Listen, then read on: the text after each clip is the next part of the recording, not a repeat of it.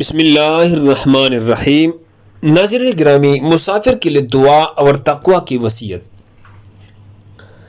حضرت ابو ہریرہ رضی اللہ تعالی عنہ سے روایت ہے کہ ایک آدمی نے عرض کیا، اللہ کی رسول صلی اللہ علیہ وسلم، میں سفر پر نکلنے کا ارادہ کر رہا ہوں، تو آپ مجھے کچھ وصیت فرما دیجئے۔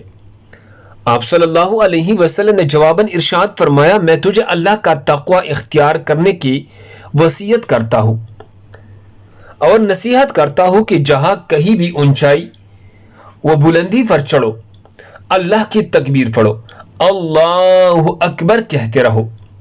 پھر جب آدمی پلٹ کر سفر پر نکلا تو آپ صلی اللہ علیہ وسلم نے فرمایا، اللہم طوِلہ البعد وہون علیہ السفر، اللہم طوِلہ البعد وہون علیہ السفر، اے اللہ اس کے لیے مسافت کی دوری کو گھٹا دے اور اس پر سفر آسان کر دے۔ سنن ترمذی حدیث نمبر 3445۔ اللہ ہم سب کو اس پر عمل کرنے کی توفیق عطا فرمائے۔ جزاکم اللہ۔